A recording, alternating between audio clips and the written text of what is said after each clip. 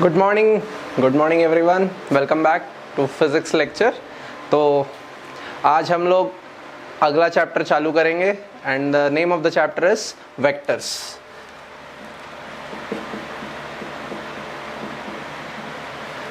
Vectors and this is session 1 of vectors. So instead of just vectors, let's call it scalars and vectors, and this is the session 1 of scalars and vectors। तो आज हम देखेंगे स्केलार्स क्या होते हैं, vectors क्या होते हैं और वेक्टर्स बनते कैसे हैं, स्केलार्स बनते कैसे हैं। तो आज का क्लास मोस्टली थियोरेटिक रहेगा लेकिन काफ़ी इंटरेस्टिंग रहेगा। सबके सब बने रहिए मेरे साथ और आई होप सबके सब हमारे विद्या सरिता ब्रिज कोर्स 2020 का जो चैनल है उसको सबने सब्सक्राइब किया है, सारे वीडियोस को लाइक मार रहे हैं, कमेंट ज़रूर कर रहे हैं और बेल आइकॉन तो दबा ही दिया है। ऐसा कोई अभी तक है जो मेरे 8 वीडियोस जो अपलोडेड है उसमें लाइक नहीं मारा और कमेंट नहीं किया, ऐसा कोई है तो मेरे क्लास में कल से आपको अलाउ नहीं करूँगा। आपको कंपलसरी है कमेंट करना ही करना है। कोई है जो नहीं किया अभी तक? हरिवंश राय बच्चन जी, आपको आज जाना है, मेरे वीडियोस पे कमेंट करना है तो आपको अटेंडेंस मिलेगा। हम लोगों ने अभी नया तकनीक निकाला है, जो जाके कमेंट करेगा हमारे वीडियो पे उसी को हम अटेंडेंस देंगे, ठीक है? तो please go and do subscribe the channel name is Vidya Sarita bridge course 2020 और यहाँ पे जाके आपको क्या दबाना है, बेल आइकॉन दबाना है। You have to press the bell icon and also there are more than 27 videos uploaded already. आप ये सारे वीडियोस को जाके लाइक कर सकते हैं, कमेंट कर सकते हैं, हमें एंकरेज कर सकते हैं हमारी इस छोटी सी प्रयास में, ताकि हम और अच्छे वीडियोस देते रहें। और आगे जाके मेरा प्लान है कि आप लोग के लिए हम कुछ छोटे 5-10 मिनट के motivational talk, scientific facts, inspirational talks, काफ़ी कुछ स्पिरिचुअल टॉक्स, काफ़ी कुछ है प्लान, तो इसी चैनल पे अपलोड होते रहेंगे। आपको बहुत मज़ा आएगा। Please do subscribe it and press the bell icon. और आपके कोई दोस्त हैं जो अभी तक जुड़े नहीं, जोड़ना चाहते हो तो ये बहुत अच्छा सुनहरा मौका है, उन लोग को हमारे चैनल के साथ जोड़ सकते हैं। तो चालू करते हैं स्केलार्स एंड वेक्टर्स।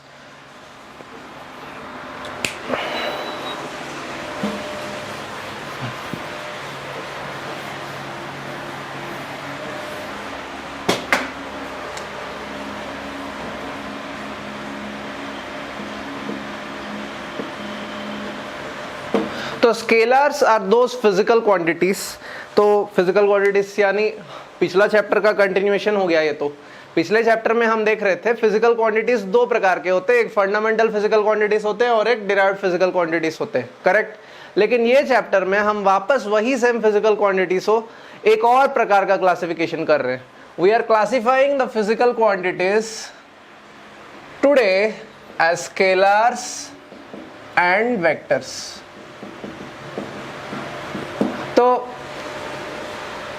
एक सेट को कई प्रकार से क्लासिफाई किया जा सकता है। फॉर एग्जाम्पल, एक क्लास में 50 बच्चे हैं तो एक प्रकार का क्लासिफिकेशन होगा, बॉयज और गर्ल्स सेपरेट हो जाओ, तो 25 बॉयज 25 गर्ल्स सेपरेट हो गए। या फिर वापस जोड़ दो सबको और इस बार बोलो बायोलॉजी वाले बच्चे मैथ्स वाले बच्चे सेपरेट हो जाओ, तो फिर से 25 सेपरेट हो गए। लेकिन दोनों सेट्स अलग अलग है, पहले वाला सेट और दूसरा वाला सेट अलग अलग है। दूसरे वाले सेट में शायद बॉयज गर्ल्स का मिक्सचर बनेगा, लेकिन पहले वाले सेट में बॉयज और गर्ल्स सेपरेट है, लेकिन उसमें बायोलॉजी और मैथ्स मिक्सचर बन जाएगा। आपको समझ में आया? So the classification can be of several types. In the previous chapter units and dimensions हमने जो क्लासिफिकेशन देखा वो है फंडामेंटल और derived type, basically depending on the dependencies of the physical quantity. But here in this chapter we are focusing on vectors and scalars. And what is vectors and scalars? Let us start. So scalars are those physical quantities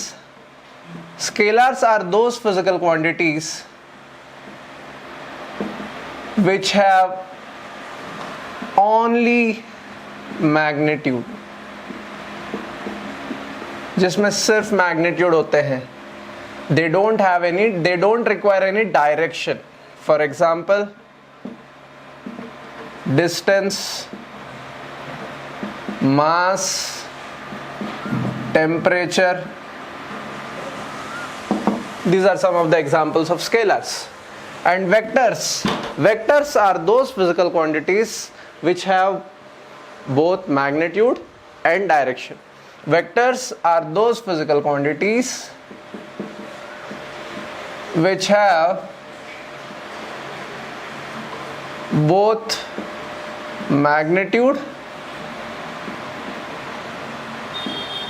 and direction. क्या बस खत्म हो गया vectors का definition? नहीं, magnitude और direction तो है ही, लेकिन यहां पे डेफिनेशन खत्म नहीं हुआ है, कंटिन्यूएशन है. एक और इंपॉर्टेंट पार्ट है इस डेफिनेशन का. And they must follow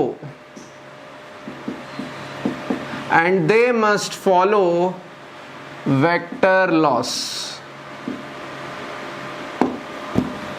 They must follow the vector laws. और vector laws क्या होते हैं? एक होता है ट्रायंगल लॉ, दूसरा होता है पैरेललोग्राम लॉ, और तीसरा होता है polygon law. Triangle law, parallelogram law and polygon law. ठीक है, याद रखने के लिए सिंबल सही है. Triangle law, parallelogram law and polygon law, they are called as the vector laws. जब तक कोई वेक्टर लॉस को फॉलो नहीं करता तो उसको हम वेक्टर नहीं कह सकते. बहुत इंपॉर्टेंट बात है. Example, what are the examples of vectors? Displacement, velocity, force, weight is force, momentum,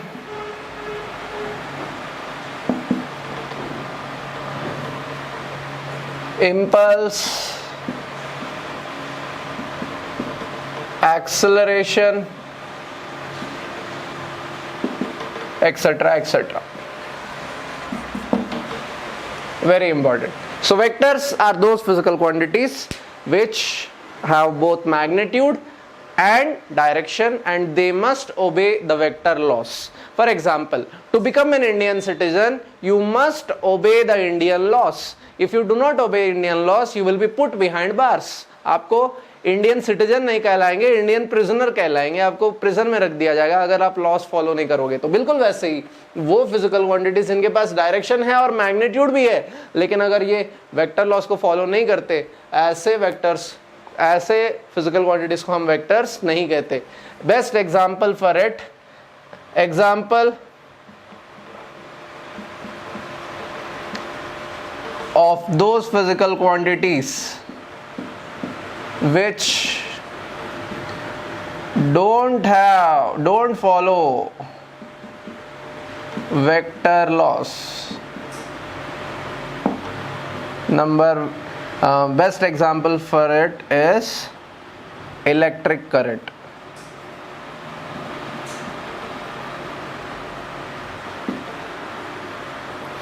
Best example for it is electric current. Electric current does not follow vector laws. It has a separate set of laws which it follows, which are known as Kirchhoff laws. Kirchhoff laws follow करता है electric current, लेकिन वो vector loss follow नहीं करता है, इसलिए electric current vectors के category में नहीं आता है. आप वेक्टर्स और स्केलर्स छोड़ के और एक नाम सुनोगे, टेंजर्स. लेकिन टेंजर्स हमारे सिलेबस के बाहर है, तो टेंजर्स के बारे में ज़्यादा टेंशन लेने की कोई ज़रूरत नहीं है. हम लोग सिर्फ स्केलर्स और वेक्टर्स पे फोकस करेंगे. एनसीईआरटी के बाहर कुछ भी नहीं आता है एग्जाम्स में. एनसीईआरटी में जब टेंजर का नाम मेंशन नहीं है तो हमें टेंशन लेने की कोई ज़रूरत नहीं है. तो कमिंग बैक टू स्केलर्स, तो scalars are those physical quantities which have only magnitude and they don't require direction for their definition. And मैंने एग्जाम्पल दिया मास. देखिए, आप अगर मार्केट जाते हो आलू खरीदने और जाके आलू वाले दुकान पे जाके पूछते हो, भैया 2 केजी आलू दे दो, तो आप बोलते हो 2 kg आलू दे दो, आप सिर्फ मैग्नीट्यूड बताते हो 2 kg, आप ये नहीं पूछते भी भैया 2 kg आलू दे दो ईस्ट डायरेक्शन में, 2 kg आलू दे दो वेस्ट डायरेक्शन में, 2 kg आलू दे दो ऊपर की डायरेक्शन में। हम डायरेक्शन बिल्कुल नहीं बताते। आलू खरीदने के लिए हम सिर्फ मैग्नीट्यूड ही डिफाइन करते हैं, डायरेक्शंस को हम बिल्कुल कंसिडर नहीं करते। और बिल्कुल वैसे ही टेम्परेचर, आप कभी भी टेम्परेचर को सिर्फ मैग्नीट्यूड से डिफाइन करोगे। आप बोलोगे कि सर आज पुणे में टेम्परेचर 27 डिग्री सेल्सियस है, आप थोड़ी बोलोगे कि आप अगर ईस्ट की तरफ खड़े रहेंगे तो टेम्परेचर 27 रहेगा, आप अगर नॉर्थ की डायरेक्शन में खड़े रहोगे तो टेम्परेचर 27.5 रहेगा।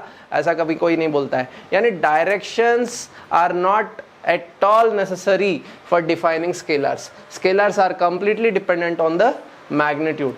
But if you come to vectors, direction is must. आप direction के बिना vectors आधे अधूरे रह जाते हैं। Example is displacement. सोचो आपको अगर मैं पूछूंगा से सृष्टि मुंजाल आपका घर किधर है, तो आप अपना घर का एड्रेस बताओगे। और अगर मैं पूछूंगा कि कैसे पहुंचना है आपके घर को, और सृष्टि मुंजाल बताएगी नहीं हमारा घर पुणे से 50 किलोमीटर दूर है, तो क्या मैं इतने से इंफॉर्मेशन लेके आपके घर पहुंच सकता हूं?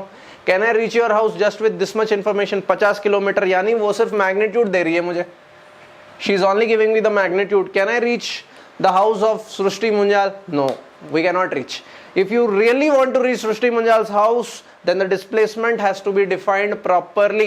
You have to tell 50 kilometre Satara की तरफ, या 50 किलोमीटर सासवड़ की तरफ, 50 किलोमीटर अकलूज की तरफ, 50 किलोमीटर मंचर की तरफ। इतना डिफाइन करना पड़ता है, तब जाके हम पहुंच सकते हैं, है ना। लेकिन आलू खरीदने के लिए इतना कुछ डेफिनेशन जरूरत नहीं है। मम्मी बोलती है बेटा जा 2 किलो आलू लेके आ जा, तो हम तुरंत लेके आ जाते हैं। थोड़ी मम्मी बोलती है 2 किलो आलू लेके आ नॉर्थ की डायरेक्शन में, 2 किलो आलू लेके आ ईस्ट की डायरेक्शन में, ऐसा नहीं होता है। तो वेक्टर्स और स्केलर्स में ये बहुत इंपॉर्टेंट फर्क है। और वेक्टर्स और स्केलर्स का फर्क समझने के लिए एक और छोटी सी स्टोरी है जो मैं आप लोग को अभी नैरेट करूंगा। क्या आप लोग को स्टोरीज में इंटरेस्ट है? Are you interested in small stories? तो ये बहुत रोमांचक स्टोरी है, बहुत ही सेंसिटिव और ट्रैजिक स्टोरी है, तो आप लोग को ध्यान से सुनना पड़ेगा। क्या आप सब रेडी हैं? ओ या, एवरीवन इज रेडी। तो 2 बचपन से दोस्त थे, उनका नाम था चिंटू और पिंटू। क्या था नाम? क्या था दोनों का नाम? First fellow was Chintu and second fellow is Pintu. पहले वाले का नाम है चिंटू और दूसरे वाले का नाम है पिंटू। तो ये चिंटू और पिंटू बचपन से दोस्त थे, एकदम from very beginning of their schooling, LKG UKG में वो अच्छे दोस्त थे। और इतने अच्छे दोस्त थे कि ये पिंटू हमेशा चिंटू का टांग खींचता रहता था। पिंटू बहुत शैतान था, चिंटू बहुत ऑनेस्ट, बहुत ही इनोसेंट बच्चा था, ज़्यादा बात नहीं करता था। लेकिन पिंटू जो था वो हमेशा शरारत करता रहता था और चिंटू का टांग खींचता रहता था, उसको चिढ़ाता रहता था, उसको उल्लू बनाता रहता था, ऐसा सब काम करता था। और दोनों एक ही स्कूल में पढ़ाई कर रहे थे, एक ही क्लास में। लेकिन चिंटू जो था वो इनोसेंट था, लेकिन पढ़ाई में थोड़ा ढीला था। इनोसेंट भी था और थोड़ा पढ़ाई में ढीला। जबकि पिंटू शरारती था, शैतान। शैतान को इंग्लिश में क्या कहते हैं? शैतानी। वी कॉल शैतान S naughty, correct, thank you. At the same time ये पढ़ाई में बहुत होशियार था, वेरी इंटेलिजेंट। तो इसके कारण क्या हो गया, दोनों जब हायर सेकेंडरी एजुकेशन में पहुंचे, अलग अलग कॉलेजों में जाके पढ़ने लगे। पिंटू जो था वो बहुत अच्छा पढ़ाई किया, उसने IIT JEE एग्जाम क्रैक कर दी, उसने IIT मद्रास में पढ़ाई करके फिर वो US में जाके सेटल हो गया। जबकि चिंटू जो था वो 10th क्लास के बाद काफ़ी पुअर परफॉर्मेंस दिया, 11th 12th में वो पढ़ाई नहीं किया क्योंकि वो विद्या सरिता एकेडमी नहीं आया था। जबकि पिंटू जो था वो विद्या सरिता एकेडमी में आके सुब्रमण्यम सर से फिजिक्स पढ़ा था। तो चिंटू जो था वो क्लास में फेल हो गया, फिर उसको डिप्लोमा करना पड़ा ITI में, और फिर उसको कोई जॉब नहीं लगा और फिर फाइनली वो गया अपने खेत में जाके सासवड़ में खेती बाड़ी करने लग गया। तो ये खेती कर रहा था और ये यूएस में जॉब कर रहा था। यूएस में बहुत बड़ा अमीर बन गया पिंटू और ये बेचारा गरीब का गरीब ही रह गया चिंटू। तो एक दिन पिंटू से चिंटू को एक लेटर आया। पिंटू ने चिंटू को एक लेटर भेजा, एक लेटर। तो उस लेटर में क्या लिखा है अगर आपको देखना है तो आपको मुझे हाई फाइव देना होगा। कितने लोग तैयार हैं सुनने के लिए? क्या लिखा है लेटर में हम देखेंगे एक छोटी सी ब्रेक के बाद। मैं थोड़ा बस पानी पी के आया।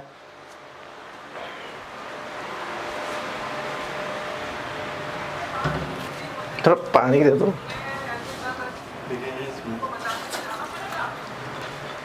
ये पानी है ना?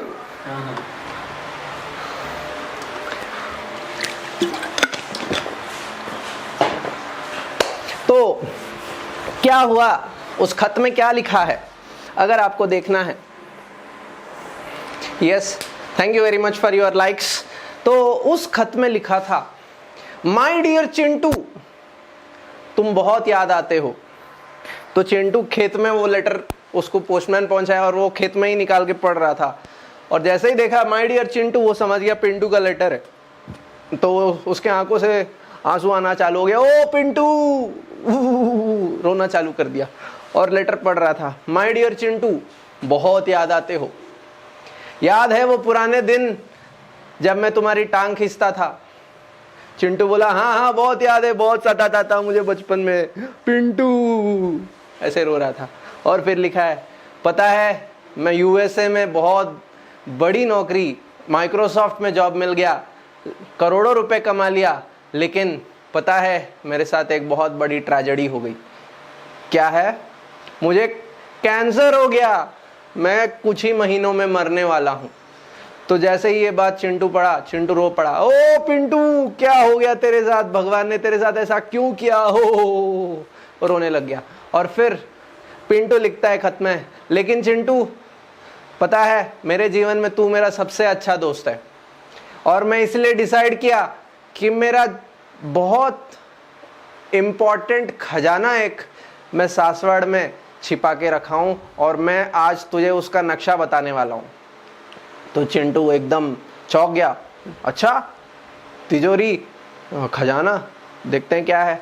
तो लिखता है, अगर तुम्हें ये खजाना पाना है तो तुरंत 202 नंबर बस चढ़ जाओ। तो तुरंत चिंटू खेती बाड़ी छोड़ के वो तुरंत भागा और बस पकड़ लिया 202 का और बोला, कुछ ही दूरी पे एक नारियल की पेड़ दिखेगी, सिंगल नारियल पेड़, आसपास कुछ नहीं रहेगा, उतर जा उधर। तो उसने बस वाले कंडक्टर को बोला और एग्जैक्टली नारियल पेड़ दिखा तो उतर गया।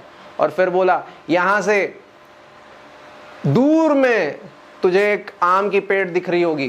तो बोला, हाँ हाँ दिख रही है, चले जाओ। तो वो लेटर पढ़ते हुए चला गया आम के पेड़ के पास। और फिर पिंटू लिखता है लेटर में, तो चिंटू अब मैं बताने वाला हूं वो राज खजाने की। बिल्कुल इस आम के पेड़ से 50 मीटर की दूरी में, इस आम के पेड़ से 50 मीटर की दूरी में खजाना छिपाया हुआ है, ले लेना। तुम्हारा प्यारा दोस्त पिंटू। धन्यवाद। अब बताओ चिंटू को क्या खजाना मिला कि नहीं मिला? तो चिंटू पहुंच गया आम के पेड़ के पास और पिंटू ने बोला कि यहां से 50 मीटर की दूरी पे क्या है?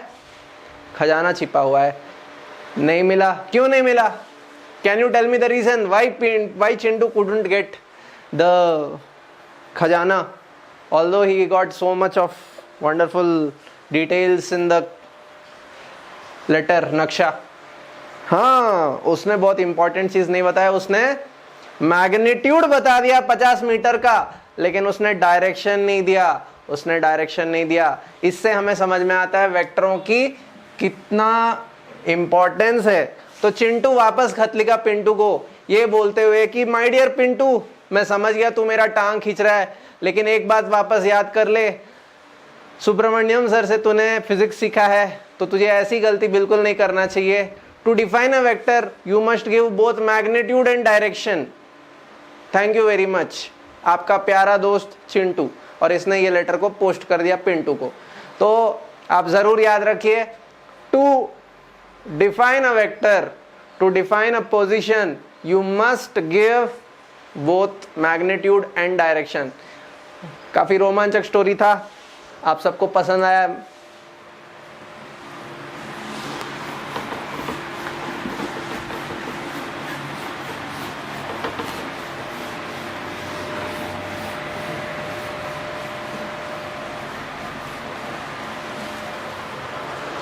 एक और इंपॉर्टेंट बात स्केलर्स और वेक्टर्स के बारे में, तो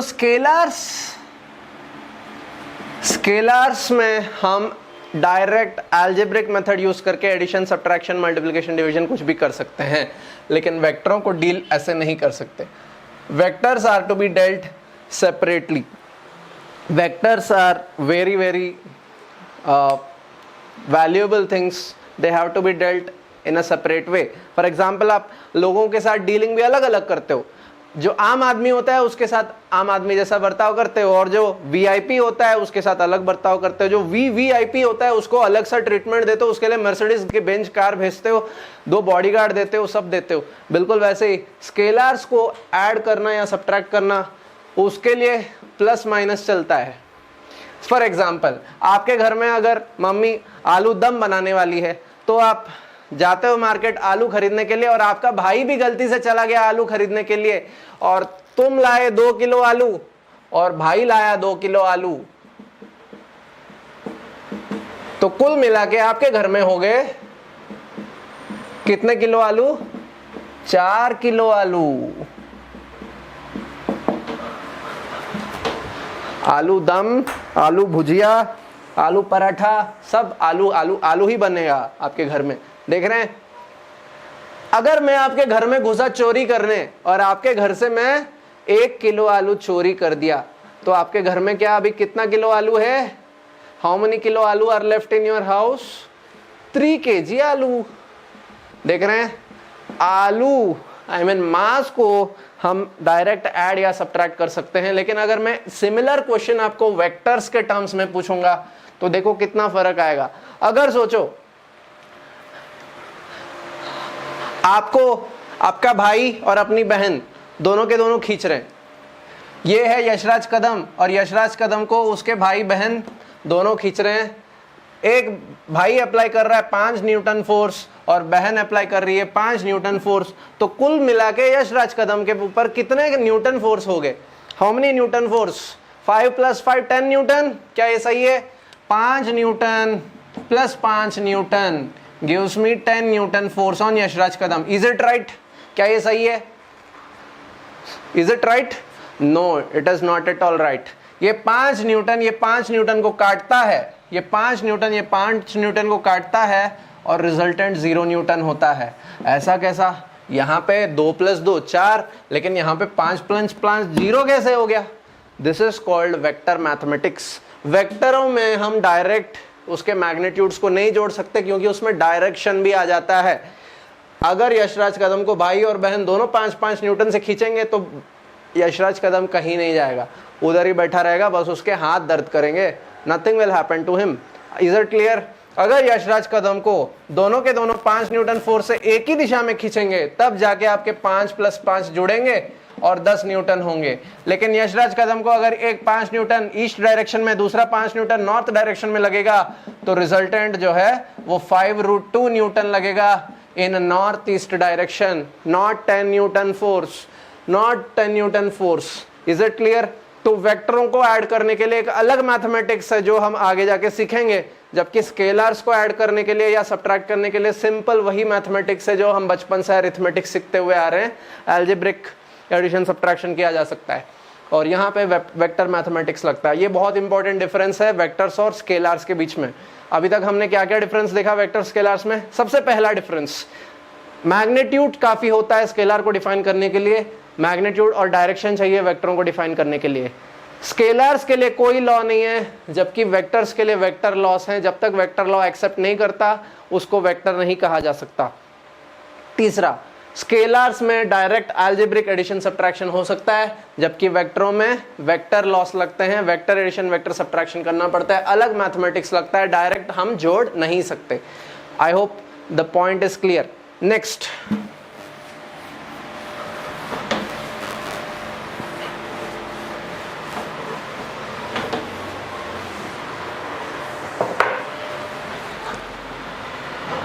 स्केलर्स को हम कैसे रिप्रेजेंट करते हैं और वेक्टर्स को हम कैसे रिप्रेजेंट करते हैं।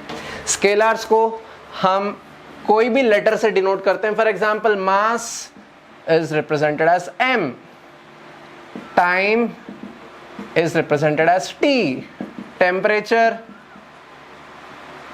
Is represented as capital T, distance is represented as s। तो रिप्रेजेंटेशन में सिर्फ एक लेटर होता है, सिर्फ एक लेटर होता है, सिर्फ एक लेटर होता है, सिर्फ एक लेटर होता है। लेकिन if you want to define, if you want to write the name of a vector, say a vector position, position is a vector quantity, displacement is a vector quantity, velocity is a vector quantity, acceleration is a vector quantity, force is a vector quantity. If you want to define a name for the vectors, तो वेक्टरों को represent करने के लिए एक टोपी लगाने की जरूरत है। You have to put a टोपी, टोपी, टोपी एंड टोपी। आपको टोपी लगाना पड़ता है, एक एरो मार्क ऊपर लगाना पड़ता है, ताकि लोगों को पता चले भैया इसके साथ थोड़ा संभाल के डील करना, ये स्केलर नहीं है, ये वेक्टर है, इनके साथ आप छेड़खानी बिल्कुल मत करना, इनको कहते हैं वेक्टर्स। तो जरूरत नहीं कि हम हमेशा यही नाम यूज करें, हम कोई भी नाम यूज कर सकते हैं एक वेक्टर को रिप्रेजेंट करने के लिए, लेकिन ऊपर टोपी बहुत इंपॉर्टेंट है। ये टोपी बताता है कि भैया मैं वेक्टर हूं, मैं वेरी इंपॉर्टेंट पर्सन हूं, मेरे साथ टाइम पास मत करना। तो position, displacement, velocity, acceleration, force, ऐसे कई सारे वेक्टर्स हैं और उनका रिप्रेजेंटेशन इस प्रकार से होता है। कोई भी वेक्टरों को आप अगर ग्राफिकली रिप्रेजेंट करना चाहते हो, if you want to graphically represent any vector, so you have to represent it as an arrow. एक एरो को फॉर्म में रिप्रेजेंट करते हो। और एक बात, कई किताबों में क्योंकि टेक्स्ट बुक्स प्रिंट होते हैं और कई बार पुराने जमाने में जो कीबोर्ड्स हुआ करते थे उसमें ये सिंबल कभी नहीं होता था, ये सिंबल लेके आना बहुत मुश्किल होता था। तो टेक्स्ट बुक वालों ने एक तरीका निकाला एक वेक्टर को रिप्रेजेंट करने के लिए। वो क्या करते हैं, बोल्ड लेटर कर देते हैं, बोल्ड लेटर।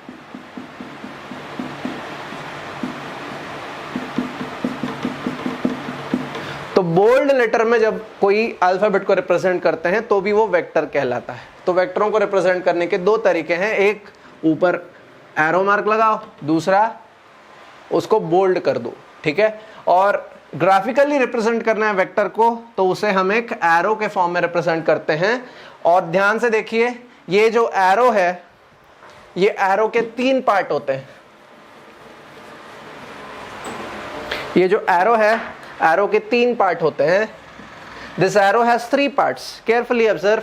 ये जो एरो है इसके तीन पार्ट होते हैं, एक आगे, एक पीछे और एक बीच में। ये फ्रंट, ये back and this is the middle part. The front part is known as head, सर, और पीछे वाले को कहते हैं टेल यानी पूंछ, and the middle portion is called as body यानी शरीर। कोई भी एक वेक्टर को हम इन तीन चीजों के साथ रिप्रेजेंट करते हैं। ये ग्राफिकल रिप्रेजेंटेशन है, ये अल्फाबेट रिप्रेजेंटेशन है, ये ग्राफिकल रिप्रेजेंटेशन है।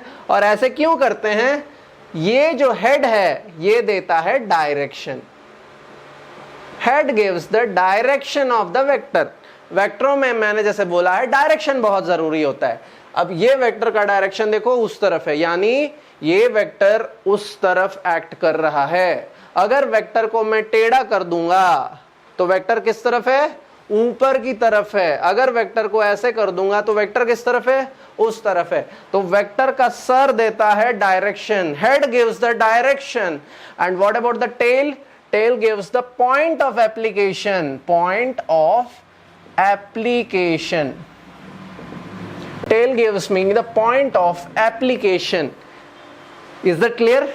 Tail gives me the point of application. किधर एक्ट कर रहा है भैया, ये वेक्टर चालू किधर से हो रहा है। फॉर सपोज ये यशराज कदम है और उसका भाई उसका हाथ पकड़ के खींच रहा है, तो हाथ यहाँ पे है तो हाथ पकड़ के खींच रहा है, तो उसका पॉइंट ऑफ एप्लीकेशन इधर है, और इधर खींच रहा है तो सर इस तरफ रहेगा। और दूसरी बात, बॉडी क्या बता रहा है, body gives me the magnitude, body gives me the magnitude. What is the magnitude?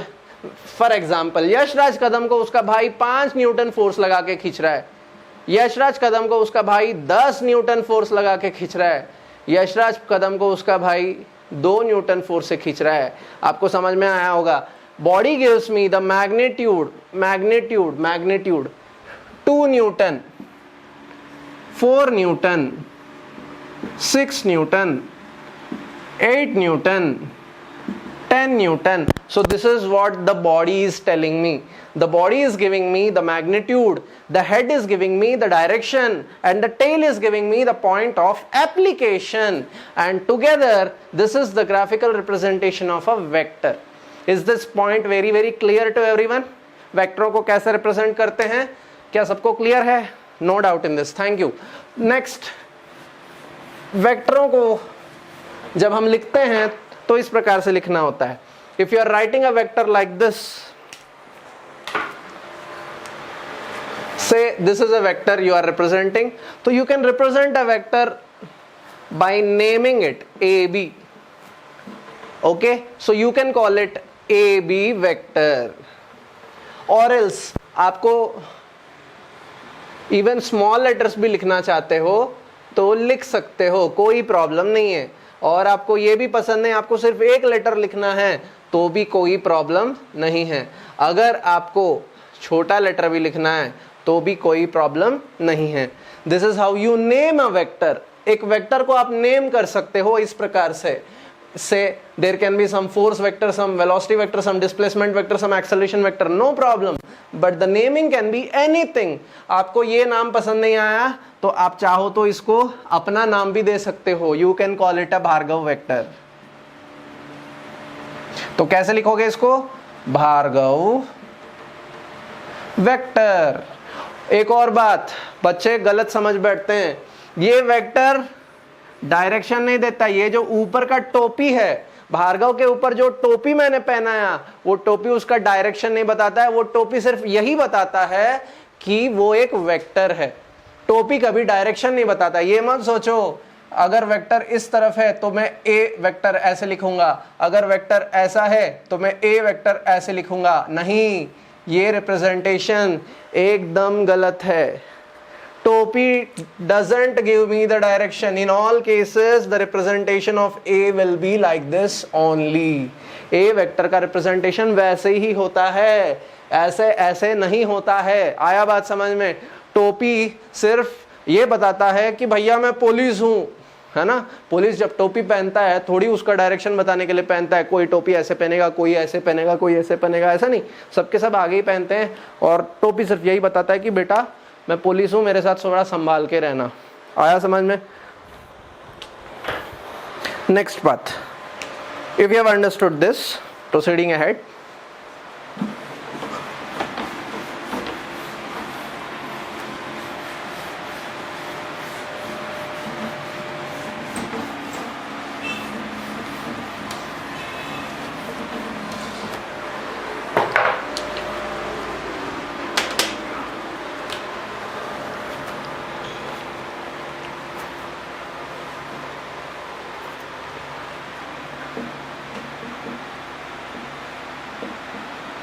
Next important concept है टाइप्स ऑफ वेक्टर्स। तो अभी हम देखें वेक्टर्स क्या क्या प्रकार के होते हैं, कितने प्रकार के होते हैं। सॉरी, अभी तक हमने देखा वेक्टर्स क्या होते हैं, कैसे उनको लिखा जाता है, कैसे उनको ड्रॉ किया जाता है, ये सब अभी तक हमने देखा।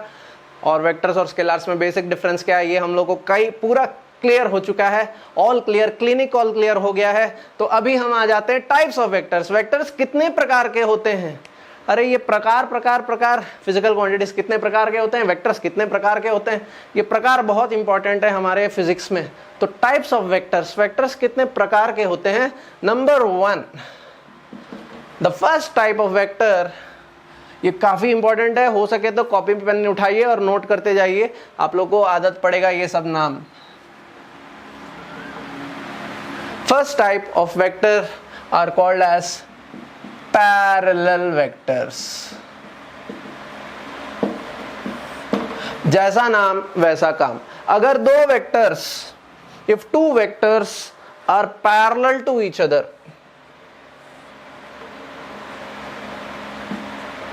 if two vectors are parallel to each other, not necessarily their lengths are same, उनका लेंथ सेम होने की जरूरत नहीं है।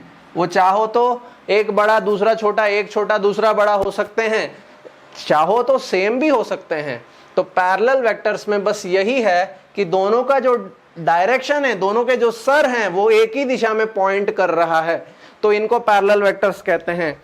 अगर दो पेन है मेरे पास, ये दो पेन मेरे वेक्टर्स हैं, क्या है? देखो, two pens, I have two pens, एक ब्लैक और एक ब्लू, और ये दो पेन्स को अगर मैं वेक्टर्स कहूंगा, if I call this two pens as vectors, तो देखिए ये दोनों पैरेलल वेक्टर्स हैं। I hope these are parallel to each other. देखिए पैरेलल वेक्टर्स हैं, देख रहे हैं? अगर सोचो इस वेक्टर का साइज को मैं बदल देता हूं, ये वेक्टर छोटा हो गया, ये वेक्टर बड़ा हो गया, this vector is small, this vector is big, no problem, still they are showing the direction in same direction, correct? Their heads are in the same direction, hence they are parallel vectors। तो parallel vectors बनने के लिए magnitude से कोई लेना देना नहीं है, बस यही देखना है कि उनके डायरेक्शन सेम है कि नहीं। ये हो गए पहले parallel vectors. Second type of vectors are called as anti parallel vectors. जैसा नाम वैसा काम। एंटी पैरेलल वेक्टर्स मतलब उनका डायरेक्शन एग्जैक्टली ऑपोजिट होते हैं। Their directions are exactly opposite. देखिए यहाँ पे directions are exactly same, here the directions are exactly opposite, not necessarily their lengths are same, उनके लेंथ्स अलग भी हो सकते हैं, सेम भी हो सकते हैं।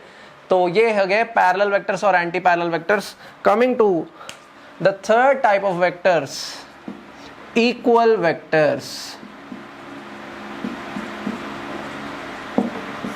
तो इक्वल वेक्टर्स किसे कहते हैं? Equal vectors are those vectors which are parallel also at the same time, their lengths are same also. They are parallel at the same time, their length is also same, their magnitude is also same. Such vectors are called as equal vector. Equal vectors कहलाने के लिए उनको direction और magnitude दोनों same होना मांगता है। Just magnitude same हो तो उनको इक्वल वेक्टर्स नहीं कहते, जस्ट डायरेक्शन सेम हो तो उनको इक्वल वेक्टर्स नहीं कहते। अगर मैग्नीट्यूड और डायरेक्शन दोनों के दोनों सेम होते हैं तब जाके वो इक्वल वेक्टर्स कहलाते हैं। ये पॉइंट बहुत ज़रूरत है, सब लोग को नोट करना चाहिए। और इक्वल वेक्टर्स को हम इस प्रकार से रिप्रेजेंट कर सकते हैं, A vector is equal to B vector.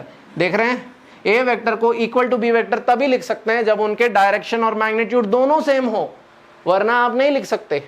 दूसरी बात, यहां पे हम कैसे लिख सकते हैं? A vector is parallel to B vector लिख सकते हैं, लेकिन A vector is equal to B vector नहीं लिख सकते क्योंकि उनका मैग्नीट्यूड अलग है, जबकि यहां पे मैग्नीट्यूड सेम है और डायरेक्शन भी सेम है। Coming to the fourth point, equal vectors and negative vectors. तो नेगेटिव वेक्टर्स किसे कहते हैं?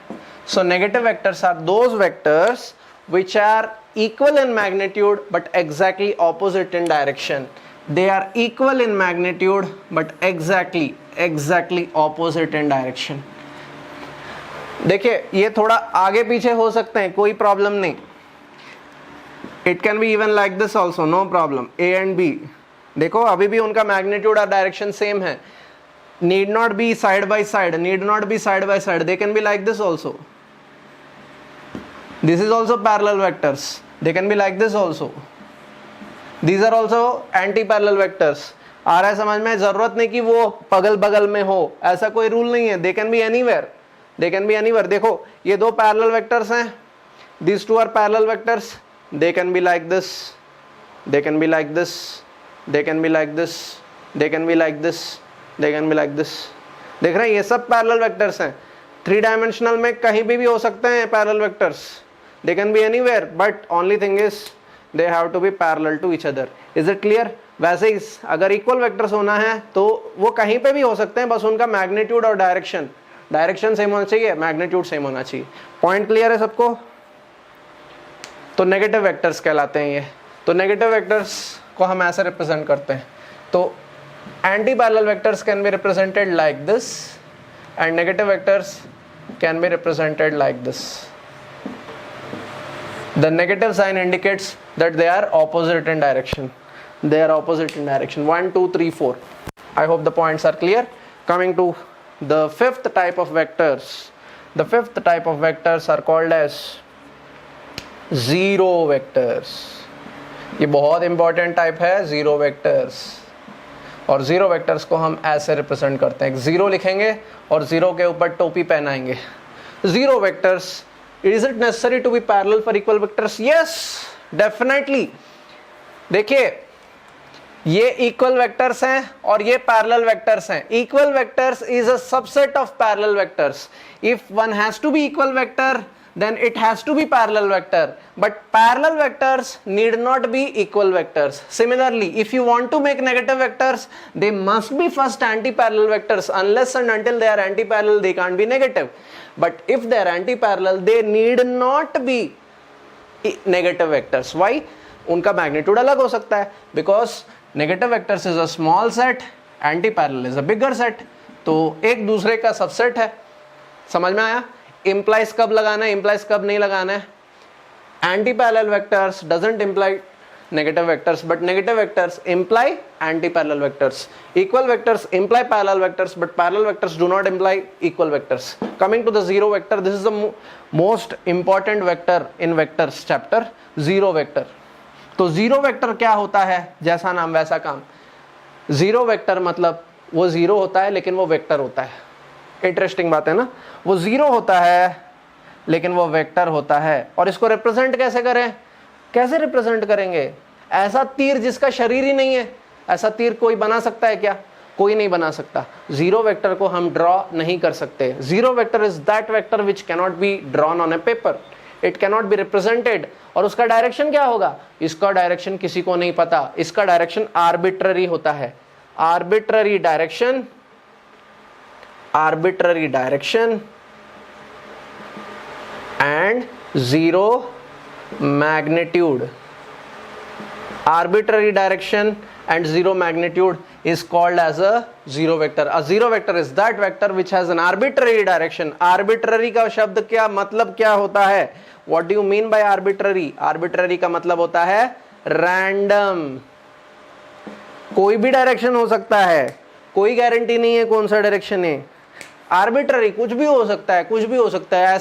ऐसा तीर जिसका कोई शरीर नहीं है वो कहीं भी दिखा सकता है अपने आप को, और हम लोग को वो दिखेगा नहीं। We cannot draw it on paper. A zero vector cannot be drawn on paper. पहली क्वेश्चन, ऐसा वेक्टर चाहिए ही क्यों जिसको हम बना नहीं सकते? ऐसा वेक्टर हम लोग को जरूरत ही क्या है जिसको हम पेपर पे ड्रॉ नहीं कर सकते? वेक्टरों को डायरेक्शन बहुत जरूर होते हैं और इसका डायरेक्शन जो है वो आर्बिट्ररी है। ऐसा क्या गंदा वेक्टर बना के रखा है लोगों ने? What is the necessity of this vector? The necessity is definitely there. लोग हमारे जैसे पागल थोड़ी हैं, वो काफी मेहनत किए हैं ये सब बनाने के लिए। पक्का जरूरी होगा तभी तो बनाए। क्या जरूरत है? Let's see. If you want to add a vector with its negative vector, अगर आप एक वेक्टर को दूसरे नेगेटिव वेक्टर के साथ जोड़ोगे तो क्या होगा? जैसे हम यशराज कदम के केस में किए थे। यशराज कदम के केस में हम यशराज कदम को बीच में बिठाए, उसका भाई 5 न्यूटन फोर्स लगाया, उसकी बहन भी 5 न्यूटन फोर्स लगाई, तो 5 न्यूटन एक दूसरे को कैंसिल किए। क्यों कैंसिल किए? उनका मैग्नीट्यूड सेम है लेकिन डायरेक्शन ऑपोजिट। यानी ये दो वेक्टर क्या कहलाते हैं? एंटी पैरेलल या negative? they are called as negative vectors। if you want to add a vector with its negative vector, if you want to add a vector with its negative vector, what happens is they cancel each other and finally you remain with zero। आपके पास zero बचेगा। लेकिन घोड़ा plus घोड़ा must be equal to घोड़ा। Gadha plus Gadha must be equal to Gadha. If you are adding two vectors, the resultant must be a vector, it cannot be a scalar. That's why I want a zero vector. आया समझ में zero vector क्यों चाहिए? Just to satisfy the calculator that I am adding two vectors and I am getting a vector. We are defining zero vector. इसलिए हम zero vector को define करते हैं. एक और केस आता है जिसमें zero vector बनता है. फॉर एग्जाम्पल, आप एक वेक्टर ले लो और उस वेक्टर को जीरो के साथ मल्टीप्लाई करो तो क्या होगा? If you take a vector and if you multiply it with zero, you will get a zero vector, because ghoda must be equal to ghoda, vector must be equal to vector, so a vector into 0 makes it zero vector. For these two reasons only a zero vector is defined, and zero vector को हमें use भी करना होता है कभी कभी. मैं आप लोग को बताऊंगा जब होता है use. I hope the point is clear. Zero vector सबको समझ में आया? जीरो वेक्टर्स आया तो जोर से सबके सब हाई फाइव दीजिए. तब तक मैं अगला पॉइंट डिस्कस करता हूं. Parallel, anti parallel, equal, negative, zero vectors, and छठा है sixth type of vectors. we'll call this type of vectors as unit vector.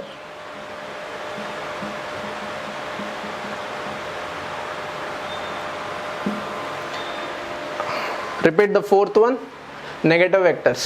Negative vectors are those vectors which have same magnitude but opposite direction. Same magnitude but opposite direction.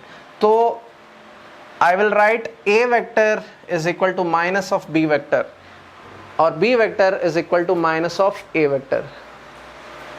Yes. And the sixth vector which I am going to discuss today is unit vector. So we are left with 15 minutes, and I think unit vectors is sufficient for today because unit vector is the biggest topic to be discussed, and most important vector among all vectors is unit vectors, because unit vector के ऊपर base होके ही आधा chapter base है. The half of the chapter of vectors is based on this single concept called as unit vectors. आगे जाके हम वेक्टरों को unit vectors के टर्म्स में ही रिप्रेजेंट करेंगे. जैसा नाम वैसा काम. यूनिट वेक्टर, यूनिट किसे कहते हैं? Can somebody tell me what is a unit? Don't tell me the definition of SI unit and CGS unit. Unit का मतलब क्या होता है? हम बचपन से सुनते आ रहे हैं unity strength, unity in diversity. तो यूनिट क्या होता है? यूनिटी क्या होती है? एनीबडी? यस, यूनिट क्या होता है? डाउट है तो आप यूनिट के बारे में गूगल पे सर्च मारिए, देखिए. Yes, one is called as unit. Unit का मतलब एक होता है, एक में अनेक, अनेक में एक. तो ये एक को कहते हैं यूनिट. यूनिटी, सब एकजुट होकर काम करने को यूनिटी कहते हैं.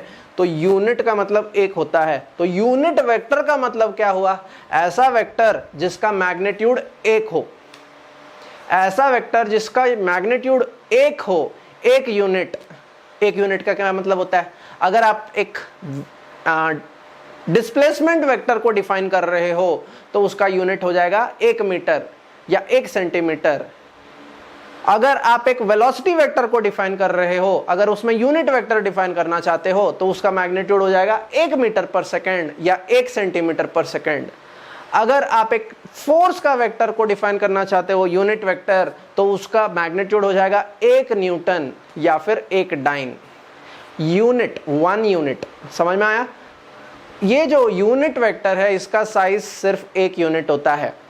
एक वेक्टर में, यूनिट वेक्टर में यही फर्क है. वेक्टर का साइज कुछ भी हो सकता है, लेकिन यूनिट वेक्टर का साइज हमेशा 1 यूनिट ही होता है.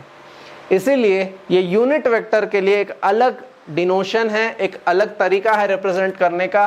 कोई भी लेटर लिखो और ऊपर बड़ा टोपी ना लगाकर एक छोटा टोपी लगाओ, इसको यूनिट वेक्टर कहते हैं. देखो, वेक्टरों में 2 प्रकार के टोपी होते हैं. एक टोपी बड़ा होता है, दूसरा टोपी छोटा होता है. बड़ा टोपी सिर्फ एसआई पहनते हैं और छोटा टोपी कांस्टेबल पहनते हैं पुलिस स्टेशन में. आप देखते हैं ना, छोटा टोपी कांस्टेबल का होता है, बड़ा टोपी जो है वो एसआई का होता है. वैसे ही ये बड़ा वेक्टर है, इसका कुछ भी मैग्नीट्यूड हो सकता है, इसलिए उसके लिए बड़ा टोपी. ये छोटा वेक्टर है, इसका हमेशा यूनिट मैग्नीट्यूड होता है, इसलिए इसका छोटा टोपी. ओके, तो आप सबको मैं असाइनमेंट दिया था यूनिट्स एंड डायमेंशंस के ऊपर, आई होप आप सॉल्व किए हो। अगर किए नहीं तो आज ज़रूर कीजिए। 40 questions were given to you, ज़रूर सॉल्व कीजिए। अगर आपसे सॉल्व कुछ क्वेश्चंस नहीं होते हैं तो please click a photo of this questions and put it to me on my WhatsApp. हमारे व्हाट्सएप विद्या सरिता व्हाट्सएप पे आप फोटो खींच के डाल दीजिए आपके नाम के साथ, हम ज़रूर आपको बाद में टाइम निकालेंगे और आपके क्वेश्चन सॉल्व करेंगे। गुड, यशराज कदम है सॉल्व 34 आउट ऑफ 40 क्वेश्चंस, यानी 6 क्वेश्चंस उसके डाउट्स हैं। तो प्लीज़ पुट दो 6 questions in the WhatsApp, I will solve it in the evening. Is it okay Yashraj? Thank you very much Yashraj for solving very sincerely. मैं request करूँगा बाकी बच्चे भी सिंसियरली सॉल्व करें हमारे इस असाइनमेंट्स को, आपको पूरी तरह से फ़ायदा होगा। देखिए ऑनलाइन क्लासेस ऑफलाइन क्लासेस में कोई फ़र्क नहीं है। अगर आप बच्चे सिंसियर हो तो आप घर पे भी बैठ के वैसे ही पढ़ाई कर सकते हो जैसे यहाँ आके करते हो। Of course there is a difference, आपको पर्सनल गाइडेंस जो है वो घर पे नहीं मिलता है, लेकिन अगर आप सिंसियर हो तो पर्सनल गाइडेंस आप ज़रूर ले सकते हो। हमारे साथ कॉन्स्टेंटली वार्तालाप कर करके, क्वेश्चंस पूछ के, डाउट्स पूछ के आप तगड़े बन सकते हो और आपको वही बेनिफिट मिलेगा घर बैठे बैठे जो आपको हमारे एकेडमी में आके मिलेगा। Don't try to remove the faculties from the picture. आजकल लोगों का ये सोचना है कि हम घर बैठे बैठे वीडियोस देख के पढ़ लेंगे, ऐसा नहीं होता है। It doesn't happen. The advantage of a teacher is teacher gives you motivation, teacher gives you guidance, teacher chastises you if you are not doing the questions properly, if you are not solving the homework on time, if you are becoming lazy. Teacher gives you one chata to bring you on track. That doesn't happen when you are doing some online course, but it happens when you are in personal guidance. So please do take the personal guidance. Doubts हैं तो तुरंत clarify करें। Doubts के बारे में मैं एक video बनाऊंगा, छोटा सा एक 5 मिनट का स्टोरी बताऊंगा और डालने वाला हूँ वेरी सुन। डाउट्स क्लियर करना बहुत ज़रूरी होता है। अगर डाउट्स नहीं क्लियर करते हो, वो डाउट इतना बड़ा हो जाता है कि वो डाउट आपको खा जाता है और फिर आप किसी काम के नहीं रहते हो। ठीक है, तो coming to unit vectors, let me rub the board.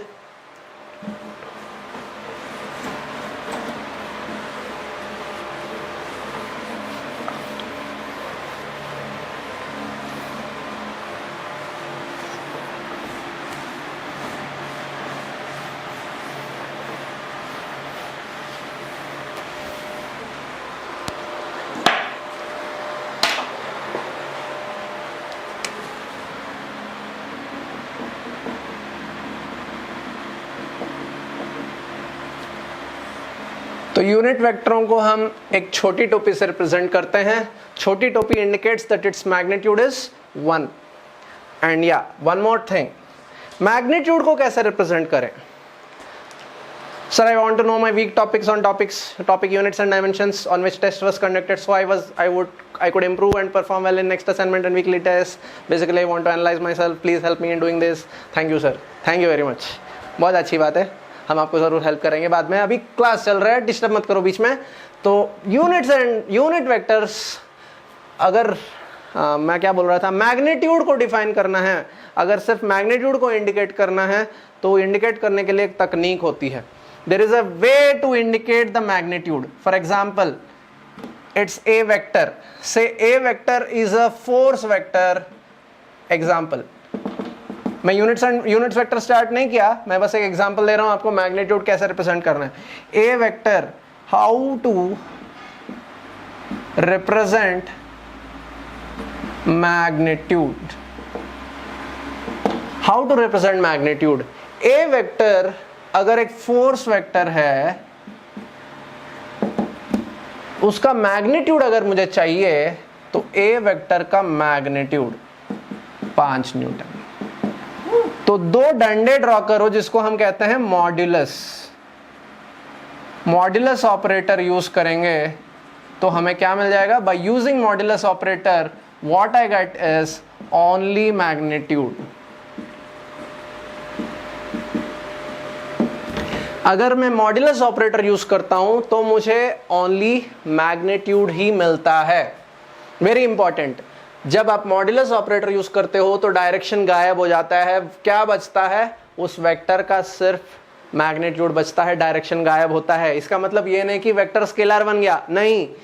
अगर एक पुलिस है, एक एसआई है, और अब उसको दो डंडों के बीच में बिठाते हो तो वो पुलिस बोलता है अपना तनख्वाह 500 रुपये या 50।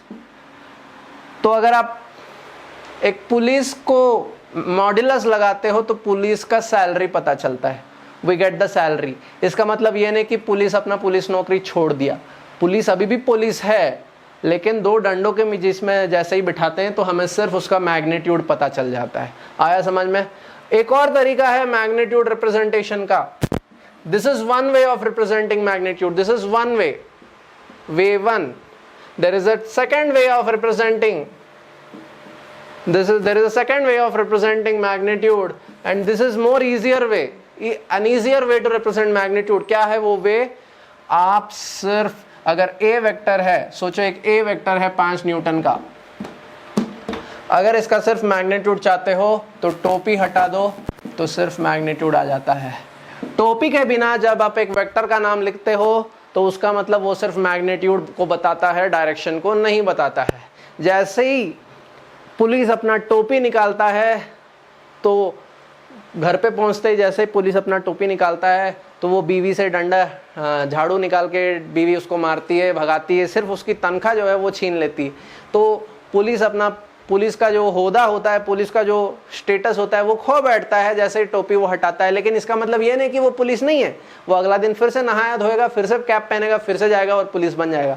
और घर पे वो जैसे ही टोपी हटाता है तो उसका सिर्फ तनख्वाह ही मायने रखता है, उसका टोपी कोई मायने नहीं रखता, उसका पुलिस का नौकरी कोई मायने नहीं रखता। घर पे पुलिस भी बेचारा बिल्ली जैसे अपने घर बीवी से मार खाता है।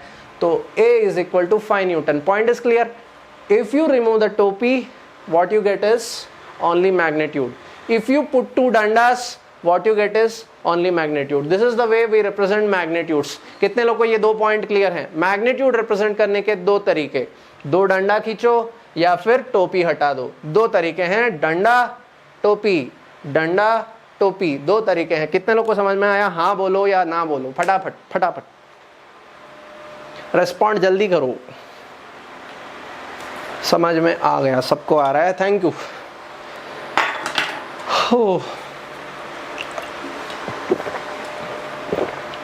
तो अभी तक हमने यूनिट वेक्टर्स चालू नहीं किया है।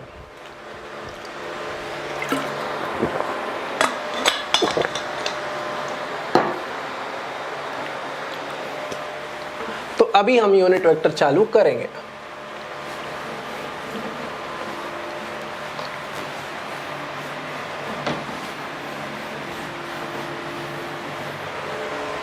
तो unit vectors are those vectors which have unit magnitude।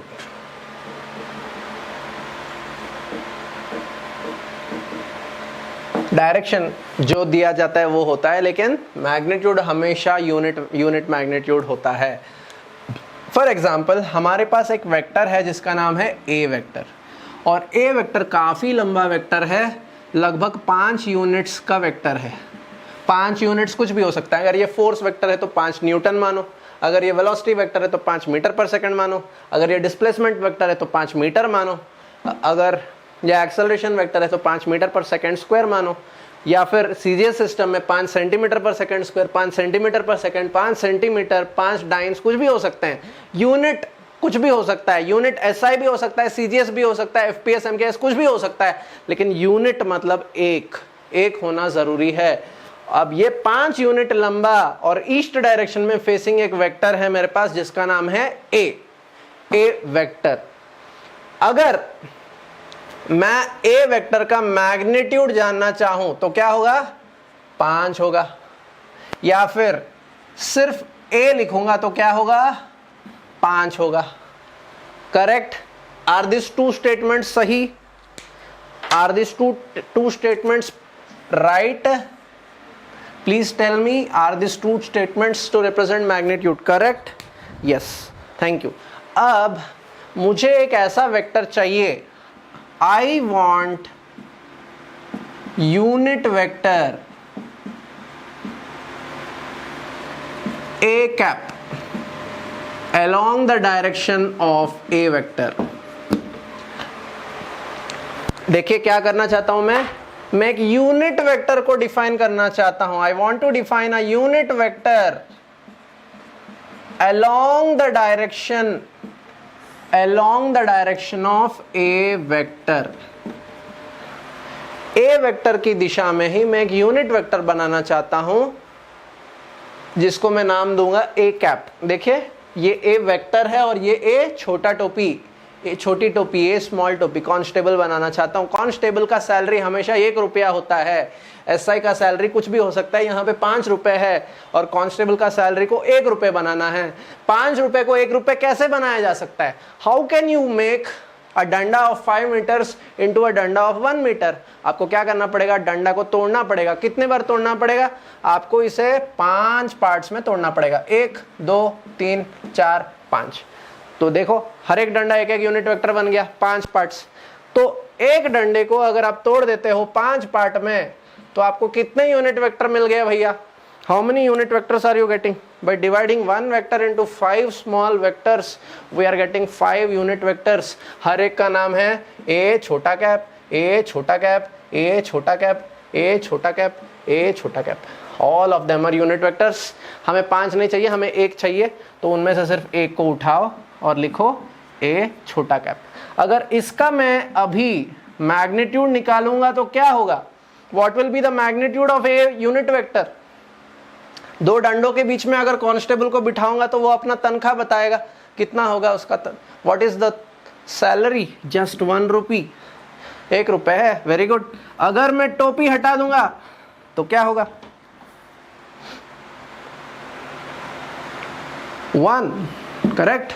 यहां पे okay, let me not right this, आप कंफ्यूज हो जाएंगे। ठीक है, the unit vectors magnitude is 1 और यूनिट वेक्टर को ऊपर एक देखो माउंट एवरेस्ट डाला जाता है। तो हमने किया क्या यहां पे? If I want to define a unit vector, what is the procedure? What is the procedure to get a unit vector? क्या किया हमने जो असली वेक्टर है उसके पूरे डायरेक्शन और मैग्नीट्यूड के साथ असली वेक्टर को लिया और इसको हमने 5 टुकड़ों में तोड़ा। और ये 5 है क्या? What is the 5? 5 क्या है? 5 इज द मैग्नीट्यूड। किसी भी वेक्टर को उसके मैग्नीट्यूड के साथ डिवाइड करोगे तो आपको क्या आ जाएगा? एक यूनिट वेक्टर आ जाएगा। This is the definition of a unit vector. ये बहुत इंपॉर्टेंट है। एक यूनिट वेक्टर बनाना चाहते हो तो आप कोई भी वेक्टर को उसके खुद के मैग्नीट्यूड के साथ डिवाइड कर दो तो आपको क्या आएगा? एक यूनिट वेक्टर आएगा। फॉर एग्जाम्पल एक और क्वेश्चन, आपको अगर मैं एक वेक्टर देता हूं बी वेक्टर जिसका मैग्नीट्यूड 6 न्यूटन है, अगर मुझे बी वेक्टर के डायरेक्शन में एक यूनिट वेक्टर बनाना है जिसका नाम है स्मॉल बी कैप, तो कैसे बनाऊंगा मैं? B vector divided by its magnitude. B vector divided by its magnitude gives me a unit vector. और वो कैसे होगा? एक छोटा वेक्टर होगा जिसका नाम बी कैप होगा और उसका मैग्नीट्यूड कितना होगा? What will be the magnitude of B cap? 1 newton, क्योंकि फोर्स वेक्टर है 1 newton, it will be 1 newton. यहाँ पे मैं डंडा नहीं खींचा तो क्या ये गलत है? Can somebody tell me? यहाँ पे डंडा खींचा, उधर डंडा नहीं खींचा, क्या फर्क है इसमें और इसमें? कोई फर्क है क्या? Anybody who is following? नहीं, कोई फर्क नहीं है। This is one way of representation of magnitude and this is other way of representation of magnitude. 2 डंडों के बीच में एसआई को बिठाओ तो भी वो तनख्वाह बताता है, उसका टोपी हटा दो तो भी वो तनख्वाह बताता है। Clear? Point is clear? So this is the definition of unit vector. A unit vector is defined as any unit vector is defined as a vector divided by its magnitude। इसको हम एक और तरीके से भी लिख सकते हैं। Yes, unit vector will give me only direction because the magnitude is already known, 1 unit। तो वो जनरली डायरेक्शंस के लिए ही हम यूनिट वेक्टर्स को यूज करते हैं। Because yes, coming to that point, just be careful, attentive here. तो A cap is equal to A vector by A vector का मैग्नीट्यूड। आपको पता है आरएचएस का डिनोमिनेटर अगर मैं एलएचएस में लेना चाहता हूं तो क्या बन जाता है? what will happen to the RHS denominator when it comes to the LHS? It comes to the numerator. वो numerator में आता है, तो क्या हो जाएगा? I can write A vector is equal to A vector magnitude into A cap. This is another way of saying the same thing. This is another way of saying the same thing. बस यहाँ का denominator उधर numerator पे ले जाओ तो एक और कॉन्सेप्ट आ गया मुझे, क्या? Any vector can be defined as its unit vector into the required amount of magnitude. A unit vector into the magnitude multiplied with the magnitude gives me a vector. यहां पे क्या किए? A unit vector is a vector divided by its magnitude, और यहां पे मैं बोल रहा हूं a vector is defined as unit vector into its magnitude. आया समझ में ये point? Is this point clear? देखें, 2 स्टार मार्क है यहाँ पे, एक यहाँ पे और एक यहाँ पे, दोनों के दोनों बहुत इंपॉर्टेंट है. वो भी इंपॉर्टेंट है, ये भी इंपॉर्टेंट है. आया समझ में? तो कुछ तो रेस्पॉन्ड करो, कुछ तो सिंबल विम्बल दिखाओ ताकि मुझे समझ में आए कि आप लोग को समझ में आया.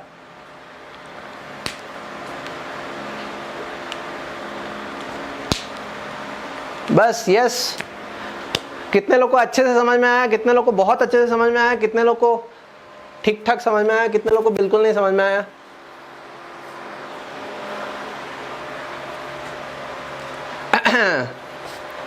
Okay, if I ask you to rate this lecture out of 5, आज का वेक्टर्स का ये जो लेक्चर है, अगर मैं आपको पूछूंगा आउट ऑफ 5 रेट करो तो आप में से कौन कितना देंगे? जल्दी जल्दी बताइए. परिमल, हर्षल, भार्गव, यज्ञेश, दिनकर, पोपलगढ़ 4.5 हो. 0.5 क्या? रे मैं क्या कर दिया? 0.5 खा लिया मेरा Dinkar.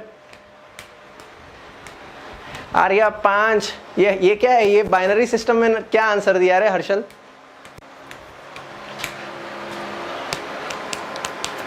Okay, thank you all very much for your love and affection. Mean error है 0.5, ठीक है. अच्छा, यूनिट्स एंड डायमेंशंस ज़्यादा पढ़ लिया लगता है. ओके, तो हम यहाँ पे रोकेंगे. Thank you all very much. Hare Krishna.